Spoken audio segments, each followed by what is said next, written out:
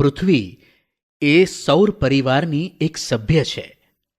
આપણો સૂર્ય મંદાકિની તારામંડળનો એક સ્વયં પ્રકાશિત તારો છે. આ તારાની આસપાસ નાના મોટા સભ્યો ગોળા રૂપે છે.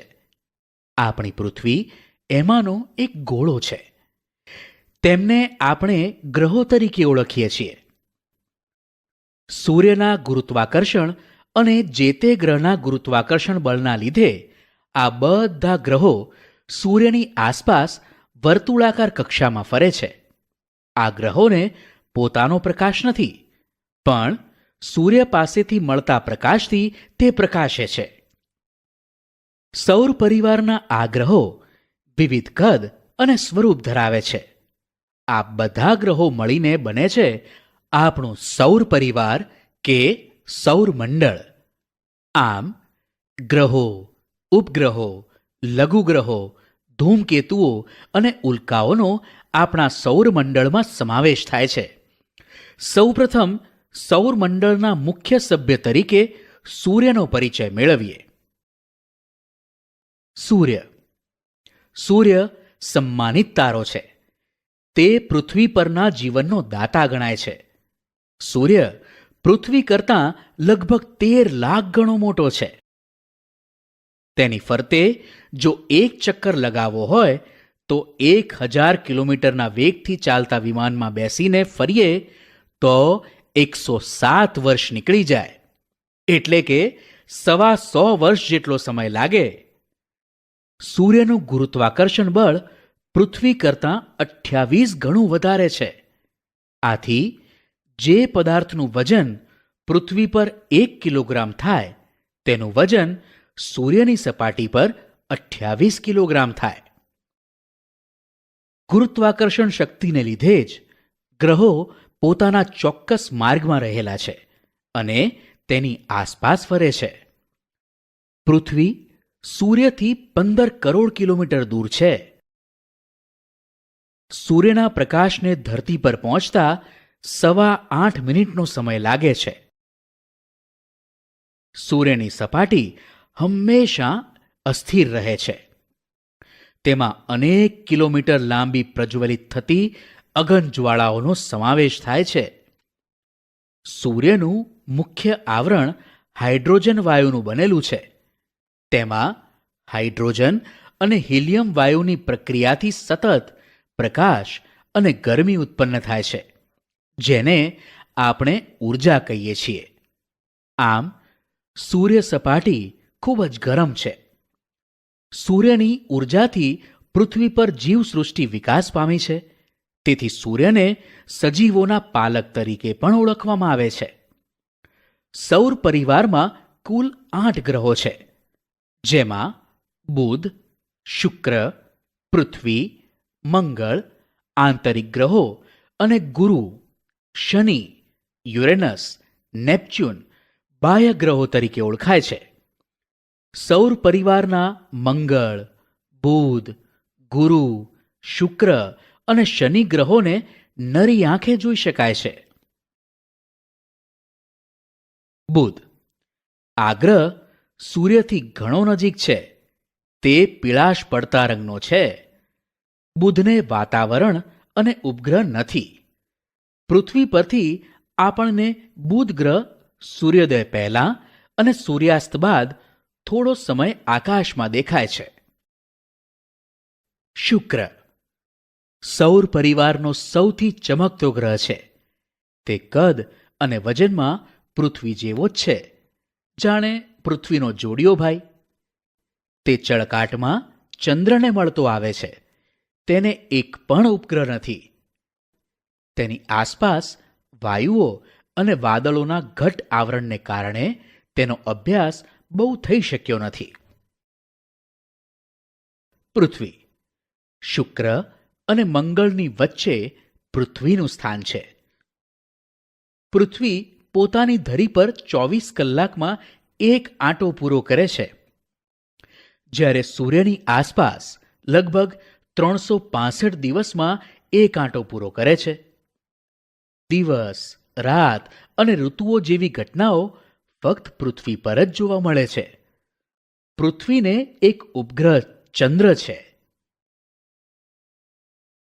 ચંદ્ર. પૃથ્વીનો એકમાત્ર ઉપગ્રહ ચંદ્ર છે. તેને પૃથ્વીને ફરતે એક આંટો પૂરો કરતા તથા પોતાની ધરી ઉપર એક આંટો પૂરો કરતા આશરે 29.5 દિવસ લાગે છે. ચંદ્ર પર વાતાવરણ નથી. ચંદ્ર ઉપર પાણી અને વાતાવરણ ન હોવાથી તેના પર જીવન નથી. ચંદ્ર પરપ્રકાશિત છે. ચંદ્રને સૂર્ય પ્રકાશિત કરે છે. ચંદ્રની સપાટી ઉપર ઉલ્કાપાત થતા હોવાથી તેની ઉપર ખૂબ મોટા ખાડાઓ પડી ગયા છે. અહીં મૃત જ્વાળામુખી આવેલા છે. મંગળ. લાલ રંગનો સુંદર ચમકતો ગ્રહ છે. મંગળને આછું વાતાવરણ છે. મંગળ ઉપર ઋતુઓ પ્રમાણે પૃથ્વી કરતાં વધુ ઠંડી અને વધુ ગરમી પડે છે. તેને 2 ઉપગ્રહો છે. વૈજ્ઞાનિકો મંગળ પર જીવસૃષ્ટિ વિકસાવવાના પ્રયત્નો કરી રહ્યા છે. ગુરુ. ગુરુ આછો પીળાશ પડતો સફેદ ગ્રહ છે. ગુરુને આસપાસ વાયુઓનું વાતાવરણ છે. આ ગ્રહ ખૂબ ઠંડો હશે એવું મનાય છે. તે સૌરમંડળનો સૌથી મોટો ગ્રહ છે. ગુરુને 79 ઉપગ્રહો છે, પણ તે વિશે વૈજ્ઞાનિકોમાં મતાંતર જોવા મળે છે. આ મોટા ભીમકાય ગ્રહને દૂરબીનથી જોતા ટપકાવાળી સપાટી મનોહર લાગે છે. શનિ. સૌર પરિવારમાં શનિ ગુરુ અને યુરેનસની વચ્ચે આવેલો છે. ગુરુ પછી બીજા ક્રમનો મોટો ગ્રહ છે. તેના નીલા રંગના તેજસ્વી વલયોથી તે સુંદર લાગે છે. વલયોના કારણે તે જુદો તરી આવે છે. આ વલયો માથામાં પહેરેલી પાઘડી જેવા લાગતા હોય. શનિને પાઘડિયો ગ્રહ પણ કહેવાય છે. શનિને 62 કરતાં વધારે ઉપગ્રહો છે. સૂર્યથી દૂર હોવાના કારણે સપાટીનું તાપમાન ઓછું છે. યુરેનસ. પૃથ્વીથી એટલો દૂર છે કે તે સામાન્ય દૂરબીનથી દેખાતો નથી. સૂર્યનું તેજ પણ આછી ચાંદની જેવું છે. વિલિયમ હર્શલ નામના ખગોળશાસ્ત્રીએ 1781માં આ ગ્રહ શોધી કાઢ્યો હતો. આ ગ્રહ ખૂબ જ ઠંડો છે. નેપચ્યુન. આ ગ્રહ લીલા રંગનો છે. તેના વાતાવરણમાં મિથેન નામનો ઝેરી વાયુ છે. આ ગ્રહ પર પણ પૃથ્વીની જેમ ઋતુ પરિવર્તન થતું જોવા મળે છે. અવકાશમાં ફરતા પથ્થરના નાના ટુકડા અથવા ગ્રહોના નાના ભાગો ઉલ્કા તરીકે ઓળખાય છે. આવા ટુકડા પૃથ્વીની નજીક આવતા ગુરુત્વાકર્ષણ બળના લીધે પૃથ્વી તરફ ખૂબ જ ઝડપથી ખેંચાઈ આવે છે. વાતાવરણમાં પ્રવેશતા ઘર્ષણના લીધે તે સળગી ઉઠે છે. આ વખતે આકાશમાં તેજ લીસોટો દેખાય છે, જેને આપણે તારો ખર્યો એમ કહીએ છીએ. પૂરેપૂરી ન સળગેલી ઉલ્કાઓ પૃથ્વી પર પડી મોટા ખાડા પાડી દે છે. મહારાષ્ટ્રનું કોયના સરોવર આવી ઉલ્કા પડવાથી જ બનેલું હોવાનું મનાય છે. સૌરાષ્ટ્રમાં ધજાળા પાસે આવી ઉલ્કા ખરી હતી, જેનું વજન 40 કિલોગ્રામ જેટલું હતું. વિશાળ અર્થમાં કોઈ પણ તારાઓનો સમૂહ અથવા એકલો તારો પણ નક્ષત્ર કહેવાય. કેટલાક તારાઓના સમૂહને કારણે તેનો ચોક્કસ આકાર તૈયાર થયો હોય છે. આમાં ક્યારેક હંસ જેવો તો ક્યારેક ગરુડ જેવો આકાર દેખાય છે. અશ્વિની, રેવતી, વિશાખા, પુનર્વસુ, મૃગશીર્ષ, રોહિણી, પુષ્ય, આર્દ્રા, સ્વાતિ જેવા કુલ 27 નક્ષત્રો છે. આકાશમાં ચંદ્રની આસપાસ 2-3 નક્ષત્રો ઓળખવા ચંદ્રને જોતા રહેવું પડે. નક્ષત્રોને યાદ રાખવા મુશ્કેલ છે, પરંતુ વારંવાર જોવા અને સમજવાથી સહેલાઈથી યાદ થઈ શકે છે.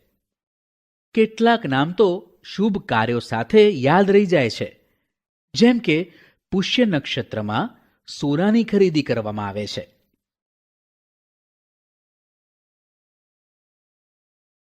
આપણે સૂર્ય અને ચંદ્રને આથમતા જોઈએ છીએ. આપણી પૃથ્વી પણ આવો જ એક ગોળો છે. તેનો આકાર ગોળ છે. તે બંને ધ્રુવો આગળ થોડીક ચપટી છે. કેટલાક અવકાશયાત્રીઓ ચંદ્ર ઉપર જઈ આવ્યા છે. તેમણે પૃથ્વીના ફોટા પણ લીધા છે. ચંદ્ર પરથી અવકાશમાં દેખતા પૃથ્વી મોટા ગોળા જેવી દેખાય છે. આપણે એક નાનકડા ગામ કે શહેરમાં રહીએ છીએ. આપણે જે ભાગને જોઈ શકીએ છીએ તે પૃથ્વીનો ખૂબ જ નાનકડો ભાગ હોય છે. આ કારણે પૃથ્વી ગોળ છે તેવો ખ્યાલ આવી શકતો નથી. આમ પૃથ્વીના નાનકડા ભાગ ઉપર ઊભા રહીને જોવાથી આપણને આખી પૃથ્વી ગોળ જણાતી નથી. પરંતુ હવે અવકાશ અને ચંદ્ર પરથી લીધેલા ફોટોગ્રાફ પરથી આપણે કહી શકીએ કે પૃથ્વીના ગોળ હોવા વિશે કોઈ શંકા રહી નથી.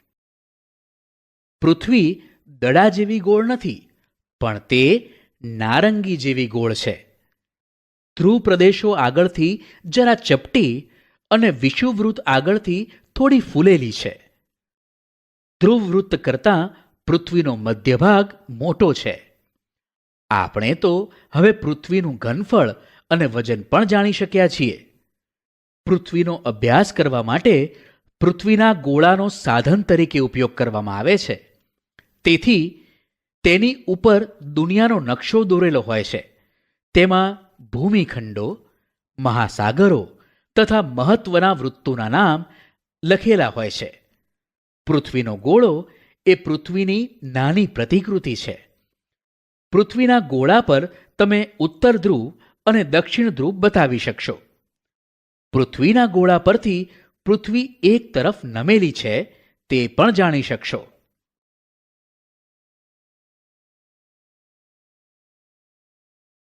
આકાશમાં એક તારો એવો છે કે જે હંમેશા આકાશમાં એક જ દિશામાં એક જ સ્થળે દેખાય છે.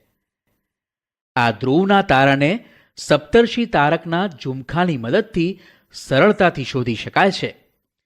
સપ્તર્ષિના આગળના બે તારાને જોડતી કલ્પિત રેખાની દિશામાં આગળ વધતા એક તેજસ્વી તારો દેખાય. એ ધ્રુવનો તારો છે. દરિયાઈ સફર કરનારા કે રણમાં મુસાફરી કરનારા લોકો ધ્રુવનો તારો સહેલાઈથી શોધી કાઢે છે. એ તારો જે દિશામાં દેખાય તે દિશા ઉત્તર દિશા છે. આ તારો પૃથ્વીના ઉત્તર ગોળાર્ધમાં જ દેખાય છે.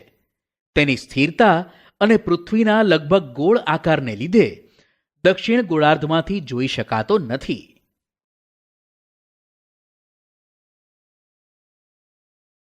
પૃથ્વીના ગોળા ઉપર આડી અને ઊભી કાલ્પનિક રેખાઓ છે. આ કલ્પિત રેખાઓ દ્વારા પૃથ્વીના કોઈ પણ સ્થળનું ચોક્કસ સ્થાન અને સમય જાણી શકાય છે. જમીન પર આ રેખાઓ હોતી નથી. આ રેખાઓ માત્ર નકશામાં જ જોઈ શકાશે. પૃથ્વીના ગોળા પર દોરેલી આડી કાલ્પનિક રેખાઓને અક્ષાંશ કહેવામાં આવે છે. પૃથ્વીની સપાટી પરના કોઈ પણ સ્થળને જો સીધી રેખાથી પૃથ્વીના કેન્દ્ર સાથે જોડવામાં આવે તો તે રેખાથી વિષુવવૃત્તીય કાલ્પનિક સપાટી સાથે કેન્દ્ર આગળ જેટલા અંશનો ખૂણો થાય તેટલો તે સ્થળનો અક્ષાંશ બને છે. અક્ષાંશ વૃત્તોની કુલ સંખ્યા 181 છે. પૃથ્વી પર ઉત્તર અથવા દક્ષિણ ગોળાર્ધમાં વિષુવવૃત્તથી સરખા કોણીય અંતરે મળેલા સ્થળો જોડનારા પૂર્વ પશ્ચિમ સળંગ વર્તુળને અક્ષવૃત્ત કહેવાય. પૃથ્વીના ગોળા ઉપર દોરેલી ઊભી કલ્પિત રેખાઓને રેખાંશ કહેવામાં આવે છે. રેખાંશ ધ્રુવો પાસે એકબીજાને મળે છે. ધ્રુવ તરફ જતા આ રેખાઓ એકબીજાની નજીક આવતી જાય છે. કુલ રેખાંશ વૃત્તની સંખ્યા 360 છે, જેમાં 0° રેખાંશ અને 180° રેખાંશ મહત્વના છે. પૃથ્વીની ધરીથી મૂળ રેખાવૃત્તની કાલ્પનિક સપાટી સાથે પૃથ્વી સપાટીએ સરખા કોણાત્મક અંતરે આવેલા સ્થળોને જોડનારી ઉત્તર દક્ષિણ સળંગ રેખાને રેખાવૃત્ત કહે છે. પૃથ્વીની સપાટી પર મધ્યમાં એક આડી રેખા દોરેલી છે. એ રેખા વિષુવવૃત્ત છે. વિષુવવૃત્ત પૃથ્વીના બે સરખા ભાગ કરે છે. વિષુવવૃત્તથી ઉપરનો ભાગ એ ઉત્તર ગોળાર્ધ અને નીચેનો દક્ષિણ તરફનો ભાગ દક્ષિણ ગોળાર્ધ કહેવાય છે. આમ ઉત્તર તરફની રેખાઓ ઉત્તર અક્ષાંશ અને દક્ષિણ તરફની રેખાઓ દક્ષિણ અક્ષાંશ કહેવાય છે. વિષુવવૃત્તથી ઉત્તરે 23.5 અક્ષાંશને કર્કવૃત્ત અને વિષુવવૃત્તથી દક્ષિણે 23.5 દક્ષિણ અક્ષાંશને મકરવૃત્ત કહે છે. આ જ પ્રમાણે વિષુવવૃત્તથી ઉત્તરે 66.5 ઉત્તર અક્ષાંશ રેખાને ઉત્તર ધ્રુવવૃત્ત એટલે કે આર્કટિક સર્કલ અને વિષુવવૃત્તથી દક્ષિણે 66.5 દક્ષિણ અક્ષાંશ રેખાને દક્ષિણ ધ્રુવવૃત્ત કહેવાય છે એટલે કે એન્ટાર્કટિક સર્કલ. વિષુવવૃત્તની ઉત્તરમાં કર્કવૃત્ત સુધી તેમજ દક્ષિણમાં મકરવૃત્ત સુધી દેખાતી સૂર્યની ગતિને અયન કહેવાય છે. તેથી આની વચ્ચેના વૃત્તોને અયન વૃત્તો કહેવાય છે. સૂર્યની આ ગતિને 6 મહિના જેટલો સમય લાગે છે. પૃથ્વી 66.5 ખૂણે નમેલી છે. આથી સૂર્યના સીધા કિરણો કર્કવૃત્ત અને મકરવૃત્ત વચ્ચે પડે છે. Global positioning system GPS global positioning system દ્વારા મોબાઈલ ફોન અને ગૂગલ અર્થ મારફતે આપણને કોઈપણ સ્થળનો અક્ષાંશ અને રેખાંશ જાણવા મળે છે. ઇન્ટરનેટની સુવિધાવાળા મોબાઈલ વડે જે તે સ્થળના અક્ષાંશ અને રેખાંશ મળી જાય છે. આજે તો આ સિસ્ટમ દ્વારા અક્ષાંશ રેખાંશ ખૂબ સહેલાઈથી જાણી શકાય છે. એક ગ્રીનિચ રેખા ઇંગ્લેન્ડના ગ્રીનિચ શહેર પરથી પસાર થતા 0° રેખાંશ વૃત્તને ગ્રીનિચ રેખા કહે છે. ગ્રીનિચ રેખાથી પૃથ્વીના પૂર્વ અને પશ્ચિમ એમ બે ભાગ પડે છે, જે પૂર્વ ગોળાર્ધ અને પશ્ચિમ ગોળાર્ધ તરીકે ઓળખાય છે. 180° સુધી પૂર્વ રેખાંશ અને 181°થી પશ્ચિમ રેખાંશ ગણવામાં આવે છે. 2. આંતરરાષ્ટ્રીય દિનાંતર રેખા 180° રેખાંશ વૃત્તને આંતરરાષ્ટ્રીય દિનાંતર રેખા કહે છે. આ રેખાંશ વૃત્ત માત્ર એક જ છે. આ રેખા ઓળંગતા તારીખ અને વાર બદલાય છે. તે પેસિફિક મહાસાગરમાંથી પસાર થાય છે. તે કેટલાક સ્થળોએ બરાબર 180° પર નથી, વાંકી ચૂકી છે. તેનું કારણ એ છે કે જો તેને સીધી દોરવામાં આવે તો એક જ દેશના કેટલાક ટાપુ ઉપર એક જ દિવસે 2 વાર અને 2 તારીખ ભેગી થઈ જાય. કેટલીક જગ્યાએ એક ટાપુ પર બીજી તરફ જતા તારીખ બદલાઈ જાય અને સમય તથા તારીખનો ગોટાળો થાય. આ નિવારવા આ રેખાના માર્ગમાં આવતી જમીનને ટાળી સમુદ્ર તરફ કરી છે, એટલે તે વાંકી ચૂકી છે. પૃથ્વીના તાપમાન, પ્રકાશ, ગરમી અને ઠંડીના આધારે સ્પષ્ટ રીતે જુદા જુદા વિભાગો પાડવામાં આવ્યા છે, જેને કટિબંધો કહે છે. વધારે તેમજ ઓછા પ્રકાશ અને ગરમી મેળવતા ભાગોને 3 વિભાગમાં વહેંચવામાં આવેલા છે. 1. ઉષ્ણકટિબંધ, જ્યાં અતિશય ગરમી પડે છે. 2. સમશીતોષ્ણ કટિબંધ, જ્યાં સપ્રમાણ ગરમી કે ઠંડી પડે છે. 3. શીત કટિબંધ, જ્યાં સખત ઠંડી પડે છે.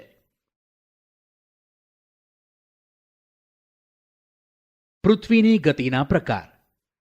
બધા ગ્રહોની જેમ પૃથ્વીની પણ ફરવાની 2 પ્રકારની ગતિ છે.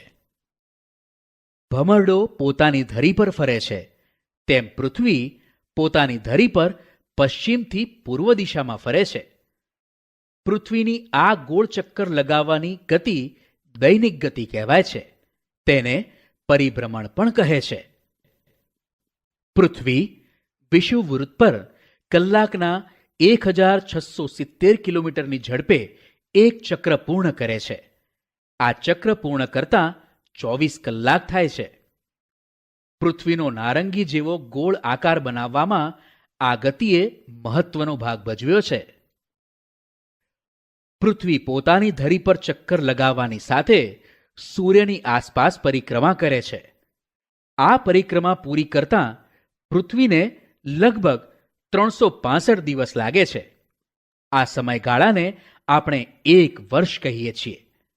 અવકાશમાં પૃથ્વીને સૂર્યની આસપાસ ચક્કર લગાવવાનો એક કાલ્પનિક માર્ગ નક્કી થયેલો છે, જે કક્ષા તરીકે ઓળખાય છે. આ સાથે પૃથ્વી વર્તુળાકાર નહીં પણ લંબગોળાકાર કક્ષામાં ફરે છે. વર્ષભર પૃથ્વી અને સૂર્યનું વચ્ચેનું અંતર સરખું હોતું નથી.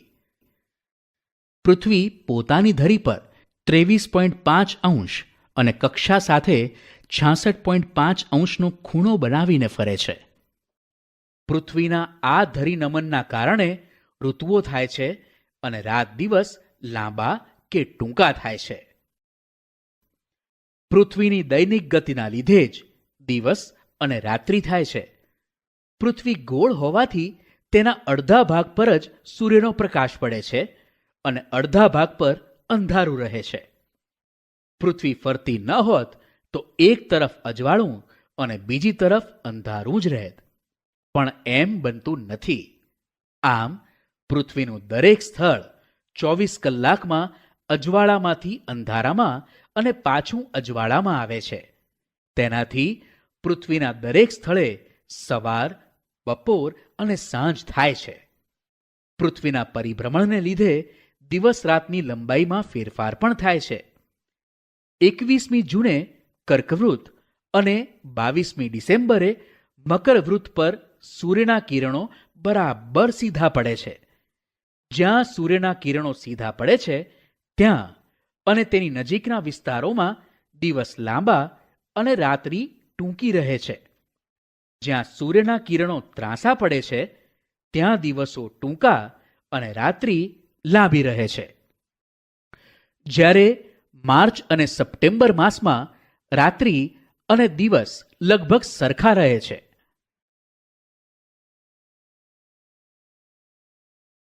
પૃથ્વી ધરી પર નમેલી હોવાથી ઉત્તર ધ્રુવ અને દક્ષિણ ધ્રુવ વારાફરતી સૂર્યની સામે આવે છે. સૂર્યના કિરણો વિષુવવૃત્તની ઉત્તરે કે દક્ષિણે સીધા પડે છે. આમ થવાથી દિવસ રાત્રિમાં તફાવત પડે છે. વધારે સમય સૂર્યપ્રકાશ મેળવતા વિસ્તારોમાં ઉનાળો અને ઓછો સમય સૂર્યપ્રકાશ મેળવતા વિસ્તારોમાં શિયાળો અનુભવાય છે. તે સમયે દક્ષિણ ગોળાર્ધમાં શિયાળાની ઋતુ અનુભવાય છે, જે માનવ જીવનને સીધી અસર કરે છે. ઉત્તરાયણ 22મી ડિસેમ્બરથી સૂર્યના સીધા કિરણો ઉત્તર એટલે કે વિષુવવૃત્ત તરફ પડવાના શરૂ થાય છે. આમ ઉત્તરાયણ 22મી ડિસેમ્બરે થાય છે. 14મી જાન્યુઆરીએ સૂર્ય મકર રાશિમાં પ્રવેશ કરે છે, માટે મકર સંક્રાંતિ કહેવાય છે. દક્ષિણાયન 22મી જૂનથી સૂર્યના સીધા કિરણો કર્કવૃત્તથી ખસીને દક્ષિણ તરફ વિષુવવૃત્ત તરફ પડવાનું શરૂ થાય છે, જેને દક્ષિણાયન કહે છે. સૂર્યનો ક્રાંતિવૃત્ત અને વિષુવવૃત્ત વર્ષમાં 2 વખત એકબીજાને છેદે છે. આ છેદન બિંદુને સંપાત દિવસ કહેવામાં આવે છે. સંપાત દરમિયાન સૂર્ય ઉત્તર તરફ ખસતા જતાં ઉત્તર ગોળાર્ધમાં 22મી માર્ચથી દિવસની લંબાઈ વધતી જાય છે અને રાત્રિ ટૂંકી થતી જાય છે. ઉત્તર ગોળાર્ધમાં 21મી જૂન વર્ષનો લાંબામાં લાંબો દિવસ અને ટૂંકામાં ટૂંકી રાત્રિ હોય છે. સૂર્ય દક્ષિણ તરફ ખસતા જતાં દક્ષિણ ગોળાર્ધમાં 24મી સપ્ટેમ્બરથી દિવસની લંબાઈ વધતી જાય અને રાત્રિ ટૂંકી થતી જાય છે. દક્ષિણ ગોળાર્ધમાં 22મી ડિસેમ્બર વર્ષનો લાંબામાં લાંબો દિવસ અને ટૂંકામાં ટૂંકી રાત્રિ હોય છે. વર્ષ દરમિયાન 21મી માર્ચ અને 23મી સપ્ટેમ્બરે સૂર્યના કિરણો વિષુવવૃત્ત ઉપર સીધા પડતા હોય રાત્રિ અને દિવસ સરખા થાય છે, જે વિષુવ દિન તરીકે ઓળખાય છે. પૃથ્વીનું એક વર્ષ એટલે 365 દિવસ અને 6 કલાક. પણ ચોથા ભાગના દિવસની ગણતરી કરવાનું અગવડ ભરેલું હોવાથી આપણે 365 દિવસે વર્ષ પૂરું કરીએ છીએ. બાકી બચેલા 6 કલાક દર 4 વર્ષે ફેબ્રુઆરી મહિનામાં એક દિવસ વધારીને એટલે કે 28 દિવસને બદલે 29 દિવસ કરી સરભર કરીએ છીએ. તે વર્ષને લીપ વર્ષ કહીએ છીએ. આપણને સૂર્ય અને ચંદ્ર તરફથી પ્રકાશ મળે છે. સૂર્ય સ્વયં પ્રકાશિત છે અને ધગધગતો ગોળો છે. ચંદ્ર પરપ્રકાશિત છે, જે સૂર્યના પ્રકાશથી પ્રકાશિત છે. જુદા જુદા દિવસે પૃથ્વી તરફ જુદી જુદી રીતે ચંદ્રનો પ્રકાશિત ભાગ દેખાય છે. કોઈ કારણથી સૂર્યનો અમુક ભાગ દેખાતો બંધ થાય અથવા પૂર્ણ ચંદ્રનો અમુક ભાગ ન દેખાય કે ક્યારેક આખે આખો ચંદ્ર દેખાતો બંધ થાય ત્યારે ગ્રહણ થયું કહેવાય. ચંદ્ર પૃથ્વીની વધુ નજીક છે. તે પૃથ્વીની આસપાસ ફરે છે. ક્યારેક તે ફરતી વખતે સૂર્ય અને પૃથ્વીની વચ્ચે આવી જાય છે. આ વખતે ચંદ્રના અંતરાયથી સૂર્ય દેખાતો બંધ થાય છે. આ ઘટનાને આપણે સૂર્યગ્રહણ કહીએ છીએ. ચંદ્ર સૂર્ય કરતાં નાનો હોવાથી તે સૂર્યને સંપૂર્ણ ઢાંકી શકતો નથી. આ કારણે આખી દુનિયામાં સૂર્યગ્રહણ એક સાથે જોઈ શકાતું નથી. સૂર્યગ્રહણ અમાસના દિવસે જ થાય છે, પણ દર અમાસે થતું નથી. ચંદ્રને સૂર્ય તરફથી પ્રકાશ મળે છે. તેથી ચંદ્ર તરફ જતા સૂર્યના કિરણોના વચ્ચે પૃથ્વીનો અવરોધ આવે એટલે ચંદ્રના એટલા ભાગમાં અંધકાર રહે છે. ટૂંકમાં પૃથ્વીના એટલા ભાગનો પડછાયો ચંદ્ર પર પડે છે. આ ભાગ આપણને દેખાય નહીં, જેને ચંદ્રગ્રહણ કહેવાય છે.